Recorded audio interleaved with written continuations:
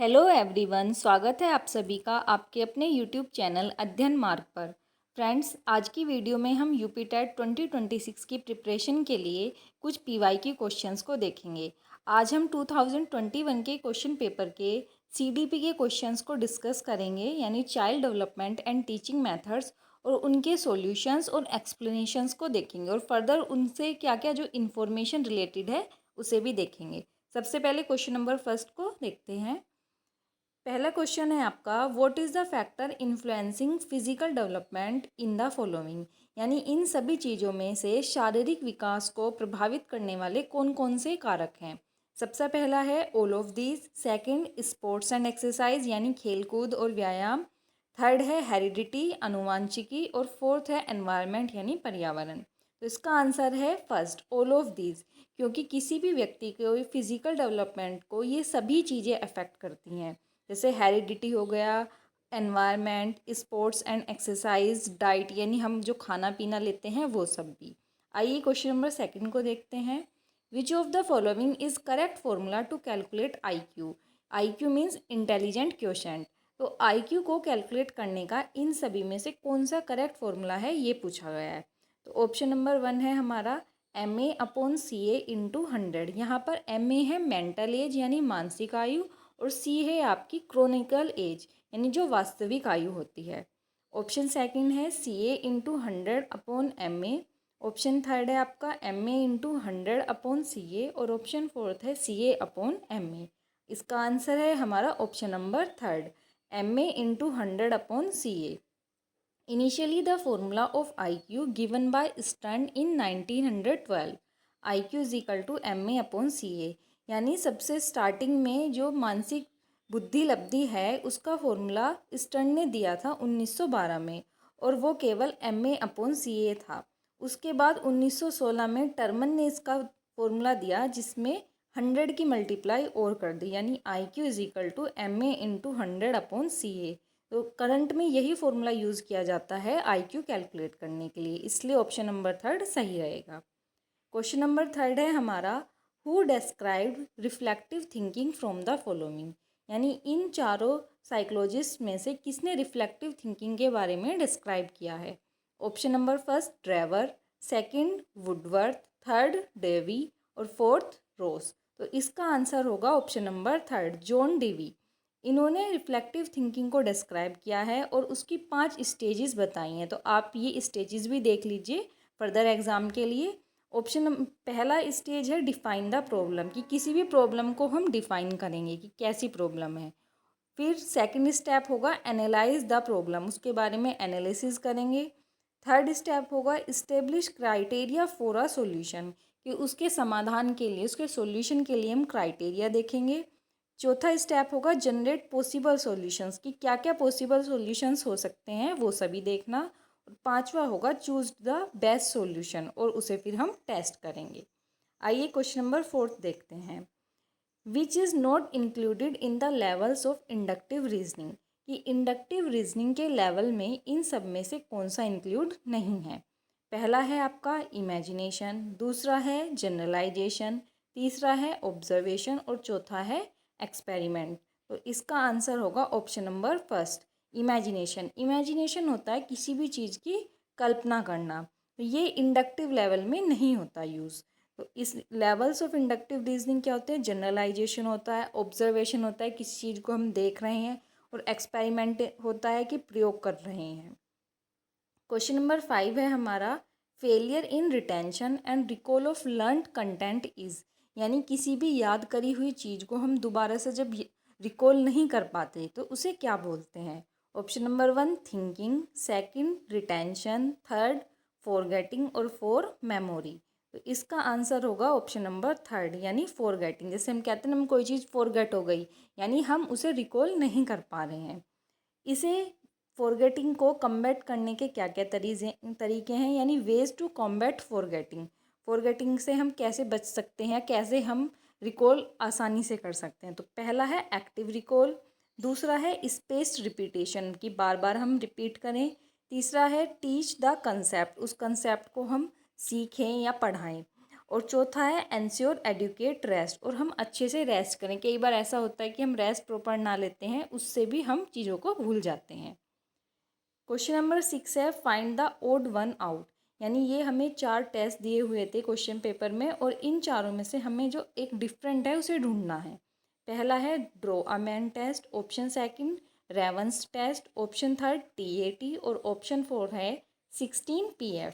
तो इसमें से हमारा आंसर है ऑप्शन नंबर सेकंड, यानी रेवंस टेस्ट। क्यों? क्योंकि ये टेस्ट जो यूज़ किया जाता है वो इंटेलिजेंस मेज़र करने के लिए किया जाता है।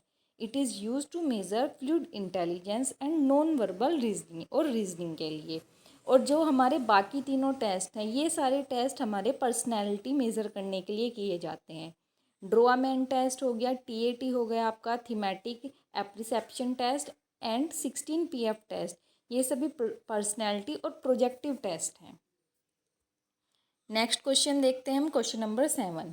इसमें हमसे पूछा गया है मीडियन, यानी मीडियन निकालने के लिए दिया गया है और नंबर दिए हैं हमें 7, 8, 9, 10, 11 और 12। तो मीडियन कैसे कैलकुलेट करते हैं, आज वो देखते हैं।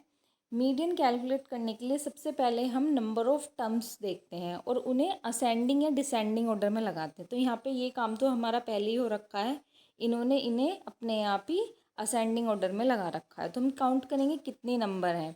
तो यहाँ पर नंबर ऑफ़ डिजिट 6 हैं, वो इवन होंगे। तो यदि नंबर ऑफ़ डिजिट इवन होते हैं तो n/2 term plus n/2 plus 1 term, और उन दोनों टर्म को जोड़कर 2 से डिवाइड कर देते हैं। यानी यहाँ पर हमारे पास 6 टर्म है, तो तीसरी वाली टर्म प्लस चौथी टर्म, और उन दोनों को जोड़ के हम 2 से डिवाइड करेंगे। तो यहाँ पर हमारी थर्ड टर्म है 9 और फोर्थ है 10, यानी 19/2 9/9.5 इस क्वेश्चन का सही आंसर होगा। क्वेश्चन नंबर 8 को देखते हैं अब। Who has propounded the theory of insight, यानी इंसाइट की थ्योरी किसने दी थी। ऑप्शन नंबर 1 है हमारा स्कीनर, सेकंड है हेगर्टी, थर्ड है थ्रोनडाइक, और फोर्थ है गेस्टाल्ट साइकोलॉजिस्ट। तो इंसाइट की थ्योरी गेस्टाल्ट साइकोलॉजिस्ट के द्वारा दी गई है। ये 3 लोग थे, Wolfgang Kohler, Max Wertheimer and Kurt Koffka. इन्होंने एक्सपेरिमेंट किए थे काफ़ी। एक चिंपैंजी के ऊपर एक्सपेरिमेंट किया था जिसका नाम था सुल्तान, वो काफ़ी फेमस एक्सपेरिमेंट रहा है इनका। और आइए देख लेते हैं बाकी सारे साइकोलॉजिस्ट का भी।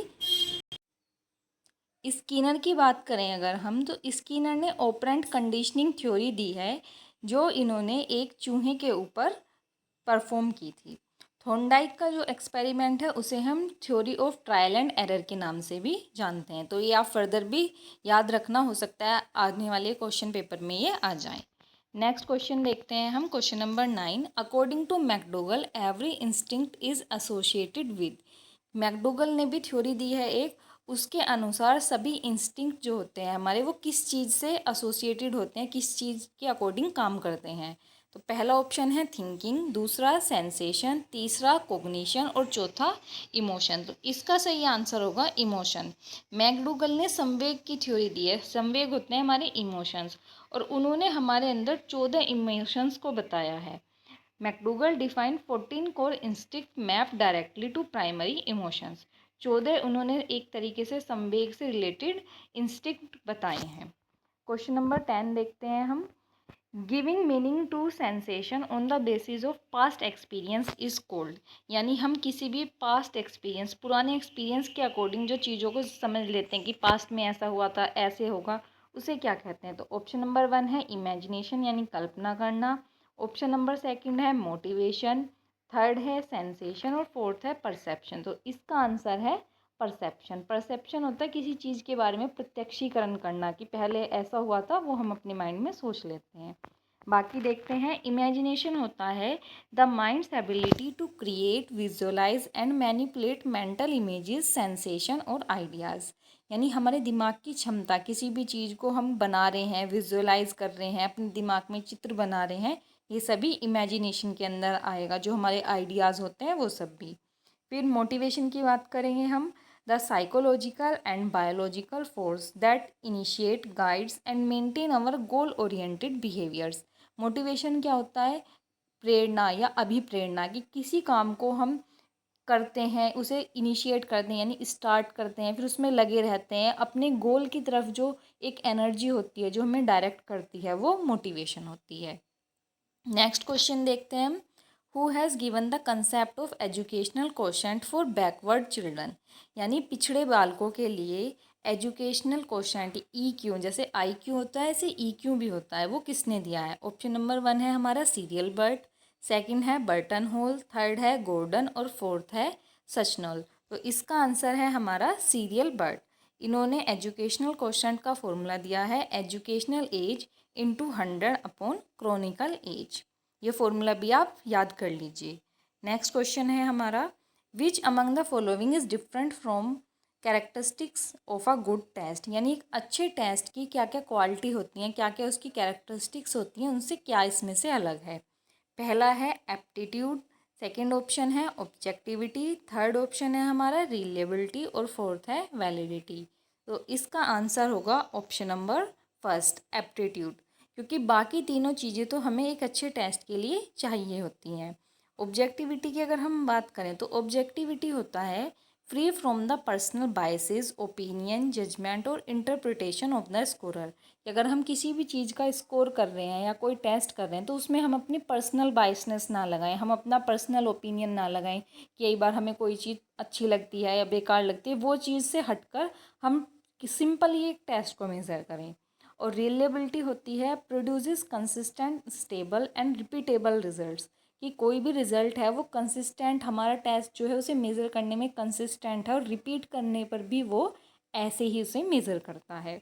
और थर्ड है वैलिडिटी। वैलिडिटी होता है accurately measure the specific trait it was design to measure, कि किसी एक पर्टिकुलर ट्रेट को या पर्टिकुलर चीज़ को अगर मेज़र करने के लिए कोई टेस्ट बनाया गया है तो उसे वो अच्छे से मेज़र करे।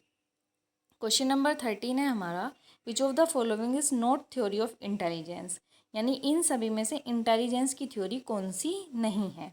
पहला ऑप्शन है मल्टी फैक्टर थ्योरी, दूसरा है थ्योरी ऑफ रिग्रेशन, तीसरा है यूनिफैक्टर थ्योरी और चौथा है टू फैक्टर थ्योरी। तो इसका आंसर हो जाता है option number second, theory of regression. बाकी सारी थ्योरीज भी देख लेते हैं एक बार किस किस ने दी है। Multi factor theory of intelligence दी है EL थॉर्नडाइक ने, अभी हमने पीछे भी इनका एक एक्सपेरिमेंट पढ़ा है। फिर यूनिफैक्टर थ्योरी ऑफ इंटेलिजेंस दी है चार्ल्स स्पीयरमैन ने, और two factor theory of intelligence भी इन्होंने ही दी है चार्ल्स स्पीयरमैन ने। आइए क्वेश्चन नंबर 14 रीड करते हैं।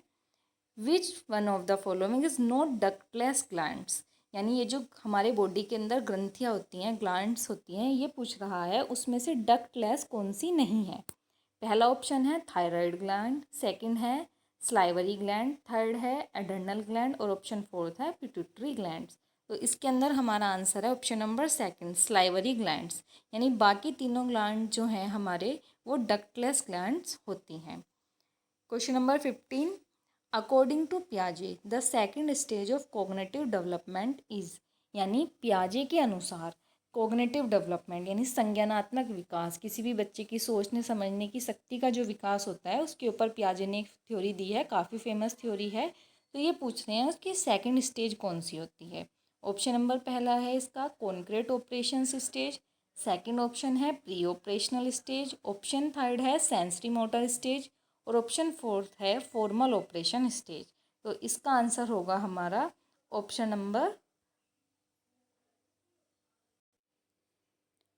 Number second pre operational stage. आइए पियाजे के कॉग्निटिव डेवलपमेंट की सभी स्टेजेस को हम एक बार देख लेते हैं। सबसे पहली है सेंसरी मोटर स्टेज। इस स्टेज में बच्चा अपने सेंस ऑर्गन के द्वारा चीज़ों को ग्रैस्प करता है, उनके बारे में समझता है। ये एज होती है जब से बच्चा जन्म लेता है तब से 2 साल तक। फिर दूसरी होती है प्री ऑपरेशनल स्टेज, ये स्टेज का टाइम पीरियड होता है 2 से 7 साल तक। तीसरी होती है हमारी कॉन्क्रीट ऑपरेशनल स्टेज, इसमें बच्चा जो चीज़ें उसके सामने हैं उसके बारे में सोच समझ सकता है, ये होती है 7 से 11 साल तक। और सबसे लास्ट होती है हमारी फॉर्मल ऑपरेशन स्टेज, ये 11 साल से आगे तक चलती है। क्वेश्चन नंबर 16 देखते हैं। 5 year old Mohan has mental as of 8, what is his IQ। देखो अभी हमने पीछे IQ का फॉर्मूला पढ़ा था, उसी के एक क्वेश्चन यहाँ पर दे दिया गया है। यानी एक बच्चा जो है वो 5 साल का है और उसकी मेंटल एज वो है 8 साल की, तो उसकी IQ कैलकुलेट करना ही है। आइए करते हैं इसे। इसका आंसर ऑप्शन नंबर 4 होगा हमारा 160। एक बार देखिए, IQ का फॉर्मूला मैंने बताया है mental age into 100 upon chronological age. तो यहाँ पे मेंटल एज कितनी है 8 और क्रोनिकल एज कितनी है 5। इसकी वैल्यू जैसे हम पुट करेंगे 8 की 100 में मल्टीप्लाई करेंगे 800 हो जाएगा और उसे फिर हम 5 से डिवाइड कर देंगे, तो इस तरीके से 160 इसका आंसर आ जाएगा। नेक्स्ट क्वेश्चन देखते हैं। विच IQ range is called trainable IQ level of mentally retarded children. यानी जो बच्चे मानसिक रूप से विकलांग होते हैं या मंदित मना बालक होते हैं, उनमें ऐसे बच्चे भी होते हैं जिन्हें हम ट्रेनिंग दे सकते हैं, ट्रेनेबल बच्चे होते हैं। तो उनकी IQ किस रेंज में होती है? इसका आंसर है ऑप्शन नंबर 2, यानी उनकी IQ 36 से 49 की रेंज में होती है। चलिए अब मेंटली रिटार्डेड बच्चों की जो कैटेगरीज होती हैं उसे एक बार देख लेते हैं, हो सकता है आगे और कुछ इससे पूछ ले। तो पहला होता है केयरेबल मेंटली रिटार्डेड चिल्ड्रन, यानी ऐसे बच्चे जिनकी केयर की जाती है, यानी उनकी IQ लेवल बहुत ही लो होता है, वो 2-4 साल के बच्चे की तरह ही बड़े होकर भी ऐसे ही व्यवहार करते हैं। तो ये IQ होगी 35 से नीचे नीचे तक। फिर अभी मैंने ट्रेनेबल आपको बता ही दिया है, जो 36 से 49 के बीच में होगी। और नेक्स्ट होता है एजुकेबल मेंटली रिटार्डेड चिल्ड्रन, यानी ऐसे बच्चे जिन्हें हम पढ़ा लिखा भी सकते हैं। तो इनकी IQ होती है 50 से 70 के बीच में। Next question, Rorschach inkblot test is use to measure which of the following. यानी ये टेस्ट जो है इंक बोल्ट टेस्ट है रोस्टर्स द्वारा, ये क्या चीज़ मेज़र करने के लिए दिया जाता है? ऑप्शन नंबर 1 है एप्टीट्यूड, सेकंड है इंटरेस्ट, थर्ड है पर्सनैलिटी और फोर्थ है इंटेलिजेंट। तो ये टेस्ट पर्सनैलिटी मेज़र करने के लिए दिया जाता है, आप इसका नाम भी याद रखना। नेक्स्ट क्वेश्चन है हमारा, it is not the cause of forgetting, यानी जो हम भूल जाते हैं, भूल जाने का इनमें से कौन सा कारण नहीं है? ये नहीं पूछ रहा है, ये नोट वाली चीज़ें आपको ज़रूर एग्जाम में ध्यान रखनी है। तो पहला वाला ऑप्शन है डिफेक्टिव मेथड्स ऑफ रिमेंबरिंग, यानी याद करने के जो हमारे गलत तरीके हैं। दूसरा है मेंटल कन्फ्लिक्ट, यानी हमारे दिमाग में कुछ भी हलचल रहती है उसे मेंटल कन्फ्लिक्ट बोलते हैं। तीसरा है अंडर लर्निंग, कम समझना या कम सीखना। और चौथा है डिज़ायर टू रिमेंबर, यानी याद करने की इच्छा। तो इसमें कौन सा कारण नहीं है? तो ऑप्शन नंबर 4 हमारा सही आंसर है, क्योंकि डिज़ायर टू रिमेंबर याद करने की जो हमारी कोशिश है, तो वो भूलने का तो नहीं, वो तो याद करने का कारण है।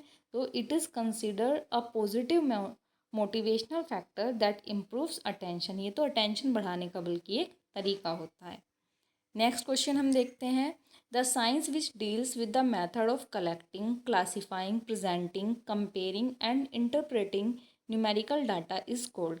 यानी वो साइंस जिसमें हम किसी भी डाटा को, किसी भी इंफॉर्मेशन को इकट्ठा करते हैं, उसे अलग अलग क्लासीफाई करते हैं, उसे प्रेजेंट करते हैं, उसकी तुलना करते हैं या उसे इंटरप्रेट करते हैं, न्यूमेरिकली भी, कई बार फिगर से भी करते हैं, तो वो कौन सा साइंस है? इसका आंसर है स्टैटिक्स। स्टैटिक्स के अंदर ही हम ये सारी चीज़ें करते हैं, जैसे बार ग्राफ, पिक्टोग्राफ, ये सारी चीज़ें स्टैटिक्स के अंदर आ जाती हैं। नेक्स्ट क्वेश्चन है हमारा, विच of the following is the most subjective method of educational psychology. यानी एजुकेशनल साइकोलॉजी का इन सभी में से कौन सा मेथड सबसे ज़्यादा सब्जेक्टिव है? सब्जेक्टिव मेथड वो होता है जिसके अंदर हमारा अपने विचार लिखे जाएं या अपने भी भाव उसे अफेक्ट करें। ऑप्शन नंबर 1 है एक्सपेरिमेंटेशन, सेकंड है ऑब्जर्वेशन, थर्ड है इंट्रोस्पेक्शन और फोर्थ है एक्सट्रोस्पेक्शन। तो इसका आंसर है ऑप्शन नंबर 3 इंट्रोस्पेक्शन। क्यों? क्योंकि इसके अंदर हमारे अपने विचार भी अफेक्ट करते हैं। It involves looking inward to understand why you behave और feel the way you do works. यानी इसका मतलब क्या है, इसमें हम अपने अंतर्मन में देख रहे हैं, अपने आप को देख रहे हैं कि हम किस तरीके से कौन सी चीज़ों में बिहेव करते हैं और क्या क्या महसूस करते हैं काम को करते समय। तो ये एक सब्जेक्टिव मेथड होगा। नेक्स्ट क्वेश्चन है हमारा, Albert Bandura is associated with which of the following. यानी अल्बर्ट बंडूरा इन सब में से किसके साथ एसोसिएटेड है, यानी कौन सी थ्योरी उनके द्वारा दी गई है? पहला है psychosexual development, second cognitive development theory, third social learning theory और फोर्थ है बिहेवियरल थ्योरी। तो देखिए कोग्निटिव डेवलपमेंट थ्योरी तो हम अभी अभी पढ़ के आए हैं, जीन पियाजे जी की, तो ये तो होने से रही। तो इसका आंसर है हमारा option number 3 social learning theory. Albert Bandura ने सोशल लर्निंग थ्योरी दी है, सामाजिक अधिगम का सिद्धांत दिया है। उन्होंने एक एक्सपेरिमेंट करा था एक डॉल के ऊपर, बेबी डॉल जिसे बोलते थे वो। और चलिए देखते हैं बाकी सब साइकोलॉजिस्ट की थ्योरी। तो पहला साइकोसेक्सुअल डेवलपमेंट जो है ये सिगमंड फ्रॉइड द्वारा दी गई है। और कॉग्निटिव डेवलपमेंट थ्योरी जीन पियाजे जी। और नेक्स्ट है हमारा बिहेवियरल थ्योरी, ये दी है आपका जॉन बी वॉटसन ने। Next question, plateau in learning curve is caused due to. Plateau होता है पठार, यानी कई बार हमारी पढ़ाई ऐसे तो नहीं है कि वो कंटिन्यू चल रही है, उतार चढ़ाव जो होते हैं उसमें वो प्लेट्यू का रूप ले लेते हैं। तो किस लिए होता है? सबसे पहला ये कह रहा है इंटरेस्ट के द्वारा, दूसरा फटीग के द्वारा, तीसरा मैचुरेशन के द्वारा और चौथा मोटिवेशन के द्वारा। तो इसका आंसर है फटीग। फटीग के द्वारा यानी कोई थकान या कोई हमारी परेशानी है उसके द्वारा पढ़ाई में हमारी में दिक्कत आ जाती है और जिससे प्लेट्यू बन जाता है। इंटरेस्ट, मैचुरेशन और मोटिवेशन ये सभी तो प्लेट्यू को कम करने के तरीके हैं। नेक्स्ट क्वेश्चन है हमारा, mirror drawing test is use to measure. कि मिरर ड्राइंग टेस्ट जो है वो क्या मेज़र करने के लिए यूज़ किया जाता है? Option number first interest, second creativity, third rate of learning, fourth transfer of learning. इसका आंसर है option number third, rate of learning. यानी मिरर ड्राइंग टेस्ट हम किस चीज़ को कितने रेट से सीख रहे हैं, हमारी लर्निंग के रेट को बताने के लिए यूज़ किया जाता है। क्वेश्चन नंबर 25 है, cloud picture test is use to measure which of the following. यानी क्लाउड पिक्चर टेस्ट किस चीज़ को मेज़र करने के लिए यूज़ किया जाता है? पहला ऑप्शन है हमारा इंटरेस्ट, ऑप्शन सेकंड है एप्टीट्यूड, ऑप्शन थर्ड इंटेलिजेंस और ऑप्शन फोर्थ है पर्सनैलिटी। तो इसका आंसर है option number 4 personality. Cloud picture test किसी भी व्यक्ति की पर्सनैलिटी को मेज़र करने के लिए यूज़ किया जाता है। नेक्स्ट क्वेश्चन देखते हैं, the main characteristic of basic instinct is that which is found in. अभी हमने एक इंस्टिंक्ट थ्योरी पढ़ी थी, तो ये पूछ रहे हैं कि उसकी क्या कैरेक्टरिस्टिक है, क्या उसकी विशेषता है जो पाई जाती है। पहला, ओनली इन आर्टिस्ट, यानी केवल आर्टिस्ट में ही मिलती है ये। दूसरा, all organism and it is inborn and natural, यानी सभी ऑर्गेनिज्म में पाई जाती है और ये नेचुरल होती है और बाय बर्थ होती है, इनबोर्न होती है। Option number third, only in human beings, केवल ह्यूमन बींग्स में यानी मनुष्यों में ही पाई जाती है। Option number fourth, only in cats and rats, यानी बिल्ली और चूहे जो होते हैं केवल उन्हीं में पाई जाती है। तो इसका आंसर है ऑप्शन नंबर फोर्थ। इसका आंसर ऑप्शन नंबर 4 लगता है कई बार, क्योंकि कैट्स और रैट्स हमें लगता है कि इन्हीं के अंदर बेसिक इंस्टिंक्ट पाए जाते हैं, लेकिन नहीं, ऑप्शन नंबर सेकंड इसका करेक्ट आंसर है, क्योंकि सभी ऑर्गेनिज्म जितने भी होते हैं उनके अंदर इनबोर्न और नेचुरल क्वालिटीज़ और कैरेक्टरिस्टिक्स होती हैं। नेक्स्ट क्वेश्चन है हमारा, the right to free and compulsory education for children between age group of 6 to 14 years has been included in Indian constitution as. यानी बच्चों को 6 से 14 वर्ष के बच्चों को फ्री और कंपलसरी एजुकेशन का जो अधिकार है वो कौन से आर्टिकल के अंदर है? Option number first article 21A, second article 45, option number third article 26 और ऑप्शन नंबर फोर्थ आर्टिकल 15। तो इसका आंसर है ऑप्शन नंबर 1 आर्टिकल 21A। यानी हमारे संविधान के अनुच्छेद 21A में ये राइट दिया गया है बच्चों को। और ये राइट कब दिया गया है? This right was inserted by the 86 constitutional amendment act 2002। यानी 86वां संविधान संशोधन जो 2002 में हुआ है उसके द्वारा ये राइट बच्चों को दिया गया है। नेक्स्ट क्वेश्चन है हमारा, Kretschmer has classified the persons in one of the following main type. यानी क्रिस्मर ने जो बच्चे हैं उन्हें या पर्सन्स हैं उन्हें कौन कौन से तरीक़ों से क्लासिफाई किया है?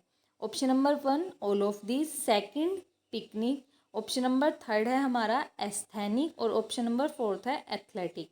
तो इसका आंसर है option number 1 all of this. ये सभी तरीके की क्लासिफिकेशंस उनके द्वारा दी गई है। आइए नेक्स्ट क्वेश्चन को देखते हैं, purpose of TET is measure which of the following. यानी ये टेस्ट है हमारा एक TET टेस्ट, इसके द्वारा कौन सी चीज़ मेज़र की जाती है? तो ऑप्शन नंबर फर्स्ट है वैल्यूज़, सेकंड है attitude, option number third intelligence और ऑप्शन नंबर फोर्थ एप्टीट्यूड। तो इसके द्वारा एप्टीट्यूड मेज़र किया जाता है। ऑप्शन नंबर 4 हमारा सही आंसर होगा। लास्ट क्वेश्चन है सीडीपी का और आज की वीडियो का भी लास्ट क्वेश्चन रहेगा हमारा। Consolidation theory explain which of the following. Consolidation theory इन सभी में से कौन सी चीज़ को एक्सप्लेन करती है, यानी कौन सी चीज़ के बारे में बताती है। पहला ऑप्शन है creativity, second motivation, third option learning और फोर्थ है मेमोरी।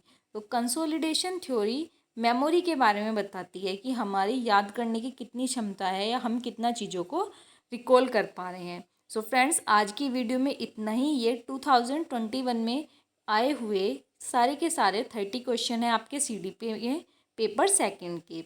वीडियो अच्छी लगी हो तो चैनल को लाइक करना ना भूलें और वीडियो को शेयर कीजिए अपने फ्रेंड्स के साथ। Thank you.